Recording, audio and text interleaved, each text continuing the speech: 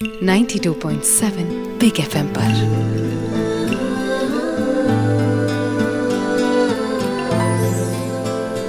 कुछ पन्ने जिंदगी के,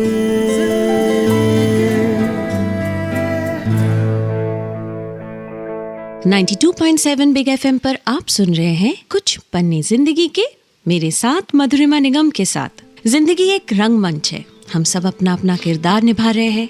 हर किरदार की एंट्री और एग्जिट पहले से ही निश्चित है। बचपन से लेकर जवानी, फिर बुढ़ापा और फाइनली दी एंड तक एक ही किरदार के कई विचित्र रूप होते हैं और हर रूप में एक अलग रोमांच है। जब बात हो रही है रंगमंच की तो तारुफ करवाती हूँ मेरे आज के खास मेहमान से। थिएटर हो या एड फिल्म्स हो या फिर फिल्म्स हो, हर जगह इन्होंने अपनी पहचान को खास बनाया है। तो जानते हैं उनकी जिंदगी के कुछ खास पन्नों को और मिलते हैं मेरे आज के गेस्ट से, the famous and the national award winner director Tigmanshu Dhulia. Welcome Tigmanshu. Thank you Madhurima. आप इलाहाबाद में आपकी पैदाइशी है और जहाँ का कल्चर, तहजीब, इसके बारे में बहुत कहा जाता है। तो कैसा रहा आपका बचपन? हाँ, मैं बहुत ही अपने आप को खुशकिस्मत मानता हूँ कि मैं इलाहाबाद में पैदा हुआ। मुझे लगता है इलाहाबाद जैसे शहर पूरे हिंदुस्तान में दूसरा नहीं। बहुत ही उस वक्त बहुत ही कॉस्मोपॉलिटन किस्म का एक नेचर था, अभी शायद नहीं रहा। आप ऐसे क्यों कहते कि था? वो सब सारे शहरों का पतन हो चुका है। सारे शहरों ने अपना वेस्टर्नाइज्ड हो गए, हाँ, कैरेक्टर खो दिया। अभी आप जाइए तो हर शहर में वही मॉल है, वो उसी तरह के थिएटर्स हैं, वही पिज्जा, वही बर्गर्स। तो सब शहरों ने अपना एक खुद का जो एक किरदार था उनका, वो खत्म हो गया। तो मैं उस वक्त बहुत अच्छा था इलाहाबाद। और एक गंगा जमनी तहजीब जिसको बोलते हैं इलाहाबाद की, मैं हमेशा बोलता हूँ कि जैसे जब मैं यूनिवर्सिटी में पढ़ता था तो हमको अंग्रेज़ी डॉक्टर अमर सिंह हमको पढ़ाने आते थे और वो साइकिल पे आते थे और कुर्ता पहनते थे, पान खाते थे, तिलक रहता था उनके, और आके एकदम इमैक्युलेट अंग्रेज़ी बोलते थे। तो ये जो मिक्स था, हाँ, वो चीज़ मैंने किसी और शहर में नहीं देखी। ऊपर से फिर वो जो कल्चर और लिटरेचर का एक ट्रेडिशन जो इलाहाबाद के साथ जुड़ा है वो तो था ही था। तो अपने आप में बहुत अच्छा शहर। मतलब मैंने गॉडफादर थिएटर में, मतलब पिक्चर हॉल में देखी है, लोगों ने डीवीडीज उसमें, तो हाँ, उस तरह के सिनेमा का कल्चर था, उस तरह की ऑडियंस भी थी, एक मिक्स था बहुत ब्यूटीफुल उस शहर में। तो मुझे उससे बहुत फ़ायदा हुआ है। आप लोग 3 भाई और उसमें से आप सबसे छोटे, और कैसा रहा? मतलब आप बहुत पैम्पर्ड थे, क्योंकि छोटे भाई और छोटा बेटा जो होता है उसको हमेशा हर चीज़ जो वो मांगे मिल जाता है। तो कैसा रहा आपका बचपन with your brothers, with your parents? बिल्कुल एकदम क्लीशे जैसा आपने बोला। पैम्पर्ड, हाँ, मुझे जो चाहिए था मुझे मिल जाता था। और मेरे बड़े भाइयों ने मतलब जब सही मौका था तो मुझको मारा भी, हाँ, और प्यार भी उतना ही किया। मेरे पेरेंट्स ने मुझे बहुत सपोर्ट किया। मैं थिएटर करता था, म्यूजिक में इंटरेस्टेड था, मेरा बैंड था। तो अच्छा, बैंड था? ये तो मुझे पता नहीं था। हाँ, वो पैरानॉइड नाम था हम लोग के बैंड का। अच्छा, वो जो अपना रॉक बैंड जैसे, हाँ, वो जैसे होता है। तो मेरा बचपन में फुल ऑफ क्लीशेस, हाँ, सब कुछ अच्छा था, हाँ, बहुत घर वालों ने प्रोत्साहन दिया जहाँ जो भी हूँ। मतलब मुझे कभी मुझे ड्रामा स्कूल जाना है तो उसके लिए कोई जद्दोजहद करनी पड़ी, ऐसा कभी हुआ नहीं। पर आप कह रहे हैं कि आपका बचपन क्लीशे है। यहाँ तो जितने ज़्यादातर लोगों से मैं बात करती हूँ, उनका बचपन उनको लगता है क्लीशे, क्योंकि उनको मेहनत बहुत करनी पड़ती है, क्योंकि उनको बचपन में जो वो चाहते हैं वो नहीं मिला है, तो उनको लगता है कि उनकी लाइफ क्लीशे है। और यहाँ एक आप है जो कह रहे हैं कि मुझे सब कुछ मिला है तो इट्स वेरी क्लीशे। तो वो शायद वो सबसे छोटे बेटे नहीं रहे होंगे वो। हाँ, ये बात भी हो सकता है। आपके पापा जज रहे और मम्मी प्रोफेसर, तो घर में हमेशा एजुकेशन को आई एम श्योर बहुत इम्पोर्टेंस दिया गया होगा। तो आपको भी पढ़ाई में शौक था? Because I have got to know आपने इंग्लिश में, मॉडर्न हिस्ट्री में, इकोनॉमिक्स में, सब में मेजर किया है। ग्रेजुएशन किया है। उस वक्त हमारे टाइम पे हमारा बैच आखिरी था जब वो 2 साल का ग्रेजुएशन होता था, फिर ऑनर्स को हमारे बाद आया, तो हम बच गए। 2 साल में हमारा ग्रेजुएशन हो गया, तो 3 सब्जेक्ट्स लेने पड़ते थे। अच्छा। तो मेरा मॉडर्न हिस्ट्री, इकोनॉमिक्स और इंग्लिश लिटरेचर था। हाँ, और घर में बहुत ही उस तरह का पढ़ाई लिखाई वाला माहौल था। पढ़ाई लिखाई से ज़्यादा सोसाइटी में जो भी कुछ हो रहा हो, या पॉलिटिक्स में जो भी कुछ हो रहा हो, या कल्चर में या फिल्मों में जो भी कुछ हो रहा हो, उस पर बहुत सारे चर्चा होती थी। मेरे और मेरे बड़े भाइयों में, जो बीच वाले भाई हैं, मुझसे 7.5-8 साल बड़े हैं, तो अच्छा खासा एक अंतर है। तो जो डाइनिंग टेबल पे जो बातें होती थी, मैं उसका एक मूक दर्शक होता था, मैं उसमें पार्टिसिपेट नहीं कर पाता था क्योंकि मुझे आधी बातें समझ में नहीं आती थी, लेकिन मुझे ऐसा लगता था वो कुछ वर्ड्स रह जाते हैं, आपके एक इम्प्रेशन रह जाता है जहन में, तो वो छपे रह गए। तो बाद में फिर मैंने उसको दोबारा फिल्मों में अपने देखा पढ़ा तो समझ में आया कि यार अच्छी बातें होती थी। तो चाहे देवानंद साहब की फिल्म की बात हो या अमिताभ बच्चन पे हो या वो कार्ल मार्क्स पे हो या कालिदास पे हो या वो बीटल्स पे हो या रोलिंग स्टोन्स पे हो या लेड जेपलिन पे हो, वो सारी बातें होती थी और उसका बहुत मुझ पर गहरा असर पड़ा। इलाहाबाद में कहा जाता है कि जैसे पॉलिटिक्स, जैसे आपने भी कहा, उसके बारे में चर्चा बहुत होता है, एंड स्पेशली जो यूनिवर्सिटी और कॉलेज का एटमॉस्फेयर है, वहाँ जो स्टूडेंट्स होते हैं वो बहुत इन्वॉल्व रहते हैं कॉलेज पॉलिटिक्स में, स्टूडेंट यूनियंस में। तो आप भी इन्वॉल्व थे?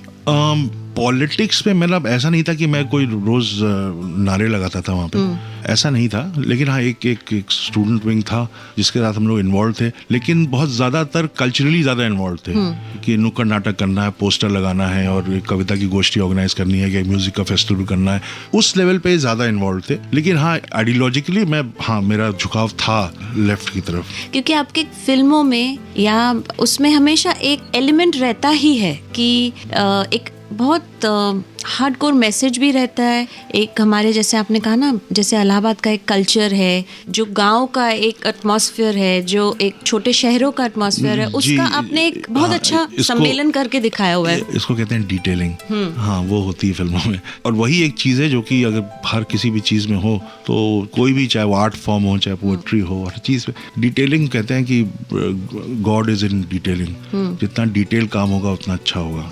आप एक one of the very few directors है। कई फिल्मों में क्या होता है, डायरेक्टर एक स्पेशल अपीयरेंस देने के लिए आते हैं, जी जी, पर आप बाकायदा एक्टिंग करते हैं, आपको अप्रोच किया जाता है कि ये आप कैरेक्टर प्ले करें। तो is it the passion that you always carried from theatre, कि एक्टिंग का शौक अभी भी आपको, मतलब वो एक अलग ही जुनून है?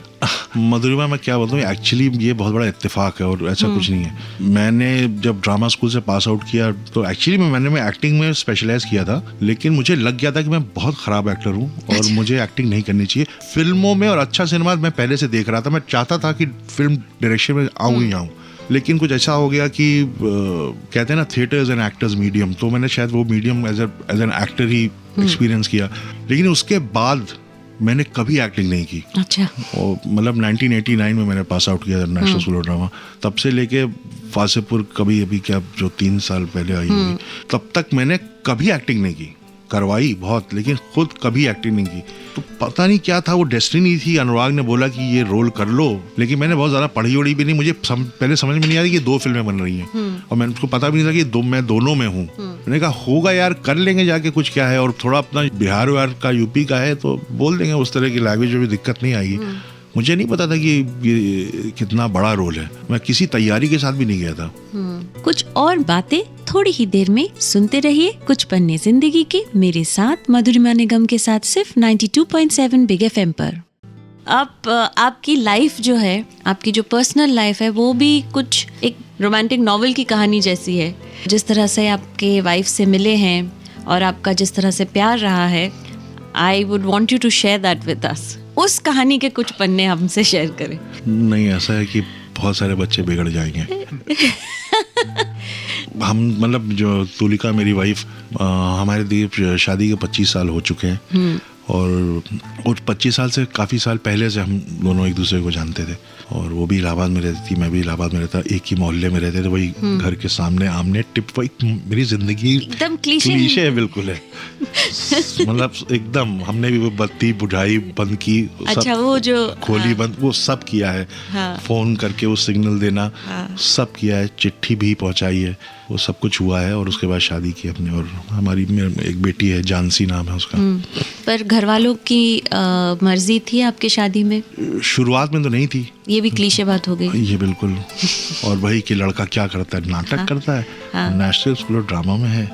मतलब एक वो था ना कि क्या सिक्योरिटी है, कुछ नहीं, मतलब ठीक है, अच्छे घर का है, लेकिन वो खुद क्या करता है, नाटक नौटंकी।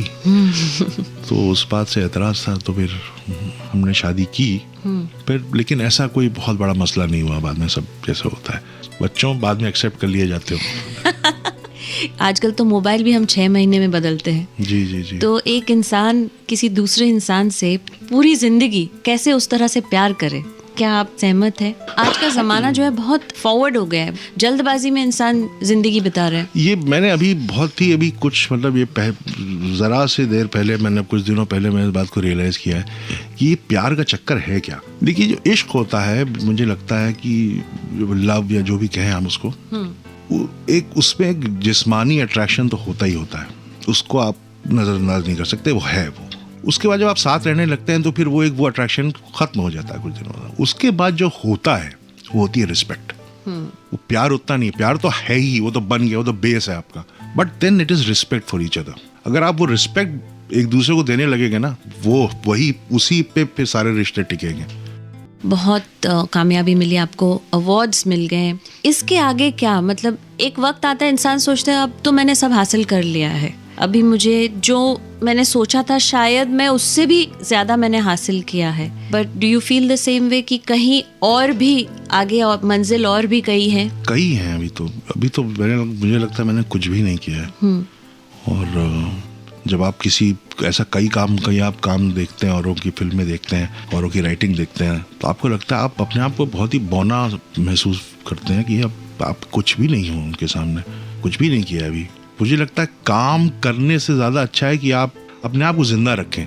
बॉम्बे शहर में क्या है ना कि आदमी मर बहुत जल्दी जाता है, वैसे नहीं मरता है, मतलब एक दिमाग से एकदम मर जाता है, दिल मर जाता है, सब हमारी इंडस्ट्री ऐसी है।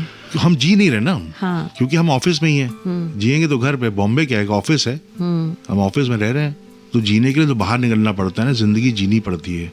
तो जिंदगी जीना नहीं छोड़ना चाहिए, क्योंकि वही एक्सपीरियंस मिलेगा। जब आप जिंदगी जिएंगे तो आपको कुछ एक्सपीरियंस मिलेगा, उसी एक्सपीरियंस को तो आप अपने आर्ट में कन्वर्ट करेंगे, नहीं तो आप वही बनाते रह जाएंगे जैसे पहले बनाते थे। नया तभी तो होगा जब आप नया कुछ महसूस करोगे, जियोगे। जब जियोगे नहीं तो क्रिएट कहाँ से करोगे? अब जब आप कह रहे हैं कि आप उसी बम्बई के दायरे में रहते हैं, तो आप किस तरह से अपनी क्रिएटिविटी को जिंदा रखते हैं? मतलब मैं नहीं कहता हूँ मैं कम्प्लीटली सक्सेसफुल हूँ करने में, नहीं हूँ, बिल्कुल नहीं हूँ। कम से कम मैं इस बारे में सोचता हूँ, इतना ही बहुत है। मैं आपसे कुछ एकदम झटपट सवाल पूछूंगी। First date when? Anything about your first date? इतना वक्त लग रहा है सोचने। अरे बड़ी 25 साल शादियों के, बहुत पीछे जाना पड़ता है भाई। कई पन्ने पलटने पड़ते हैं। फर्स्ट डेट, शिवर, सेहरन, डर, एंजाइटी, एक्शन, साइकिल स्टैंड। सबसे पहला कॉलेज में या स्कूल में लड़ाई होती है साइकिल स्टैंड पे होती है। अच्छा। और फिर साइकिलें गिरती है, एक गिरती है, दादा सब गिरती है। मैंने सुना आपका एक बहुत प्यारा कुत्ता भी है जिसका नाम एक्शन था। हाँ, वो साल भर पहले गुजर गया। तो उनका नाम एक्शन क्यों रखा था आपने? नहीं, रखा वैसे ही था कि क्योंकि हम एक्शन बोलते रहते हैं, हमें फिल्मों में हम एक्शन बोलते हैं, तो मेरे दिमाग में आया था, मैंने कहा इसका नाम एक्शन रखते हैं। क्या था वो टाइम, समय पर पिक्चर नहीं थी बहुत। अच्छा। बहुत क्या, मतलब कुछ भी नहीं था उस वक्त। तो पहली 2 फिल्म बनाने के बाद एक बहुत बड़ा सा गैप आ गया, और फिल्म शुरू होती थी, रुक जाती थी, होता था। तो फिर ये आ गया मेरे पास प्यारा सा लैब, मैंने इसका नाम एक्शन का 200 बार दिन में एक्शन बोलूंगा कम से कम। माँ, रिस्पेक्ट, बहुत इज्जत, सब कुछ। माँ मतलब एवरीथिंग।